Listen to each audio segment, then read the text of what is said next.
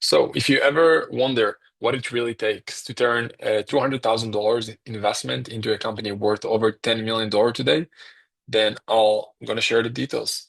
Because today I'm going to walk you through the story of one of our clients who started with $200,000 in investment and exited with millions more than he ever imagined. Now, most of you maybe don't even know you have access to those $200,000. I'll show you how this client found access to that money. And it's not just theoretical case study, it's a real life journey full of super hard decisions, surprise wins, brutal lessons, and few actually miracles along the way. So let's dive in with all the lessons. Lesson number one is that basically seeing this process from corporate refugee to entrepreneur. So this client had a cushy job, big salary, fancy title, and he was absolutely miserable. He was sitting at the dinner table one night, that's how he described it, and he told his wife, "Look, if I do this for another year, I think it might literally kill me." And less than a month later, he left with no grand plan, no next move, just a feeling that something had to change. Which moved me to lesson number two with him, which is understanding why buying a business made sense. Because he wasn't a startup guy. He had done that before. It failed miserably. So the idea of buying a business instead of building one from scratch, it made perfect sense. His partner was semi-retired in Florida, and they agreed on two things. They wanted something B2B, so business to business, and they weren't going to move a location, right? Which moved me to lesson number three, which is the first business search is understanding that no experience required. So what happened is they went on Biz by Sell. They found a random listing for an e-commerce motorcycle parts business.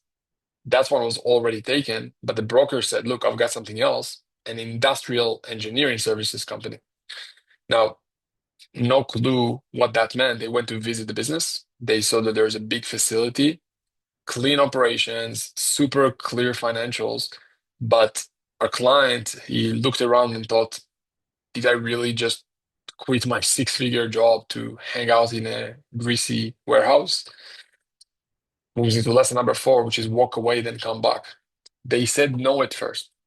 It was too foreign for them, too weird, too risky. Then New Year's Day rolls and came around, and his partner calls and says, "Look, I think we made a mistake." And that turned into 40 hours later, they send in a full price offer, and the deal completely reopened from almost leaving it to completely going back to the deal because just a gut feeling saying, "Hey, this might be a mistake not jumping on this." Which moves me to lesson number five. If you think no money is the problem, use your 401k. So for them, the purchase price was about $2.1 million. They had some cash, but not enough. So our client rolled over his 401k using a structure called ROBS or ROBS. That allowed them to invest their retirement money tax-free, and that covered the down payment, and they got an SBA loan to cover the rest. Which moves me to lesson number six. The deal closed. uh, Call it fax machine out because they closed the deal in June. They took over in July. I'm talking about last year. The business had no website, no CRM, and the main phone number was a fax machine, right? Within weeks, they were pretty much tossing out like time cards and bringing in cloud-based systems. So bringing technology to the business, which is, by the way, a massive opportunity right now, bringing technology and AI into boring businesses. But for them, the culture shock was real and maybe too difficult, which brought them to lesson number seven, which is stay in your lane. So day one on the job, they had an employee meeting. Afterwards, the partner looks at him and says, "Hey, have you ever heard about QuickBooks?" And he said, "A little." And they basically said, "Cool. You focus on finance. I focus on operations." And that's how they stayed for years. They each pick a lane, the partners, and they just stayed in it. And I think it's one of the best things you can do for any partnership in a business. Just pick a lane, stick to it, and master it.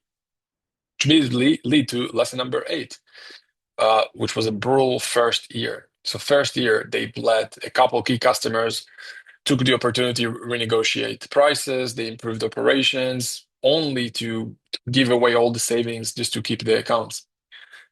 They even had to write a personal check to cover payroll at one point. And by the way, If you want help buying your own business, no matter where you're starting from, then look at the link below, book a call below. My team and I help people like you get into business ownership without wasting years on trial and error. Back to lesson number 9, the turnaround starts. After surviving the first year, they started gaining new customers. They streamlined the tech, they cleaned up their finances, they built out a remote friendly structure, even ran admin from another country. The business was solid.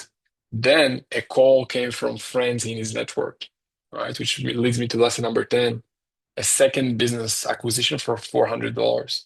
So turn out a local private equity firm had a failing engineering services company in Dallas.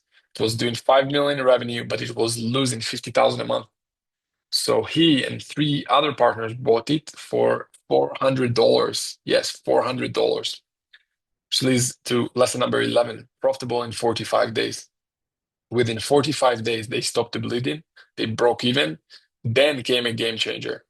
Their largest customer canceled, which was brutal.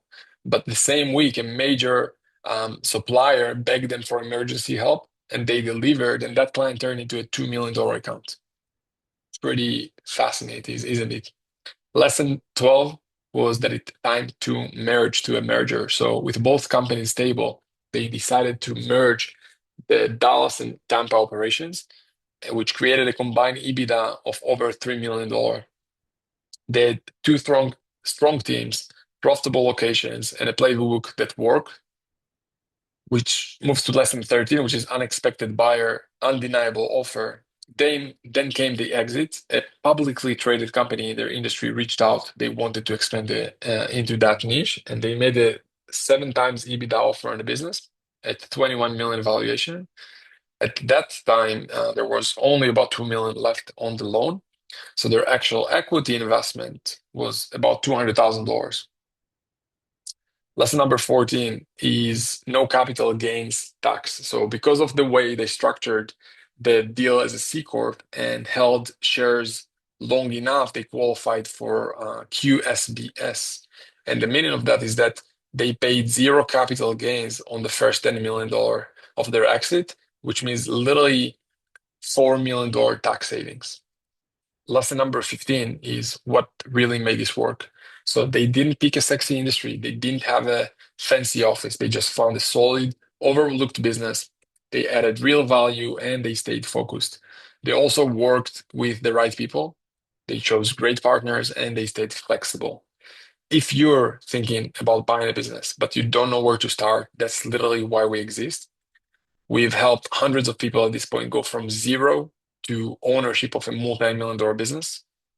And if you want to be the next success story, we feature in a video like this, book a free call below.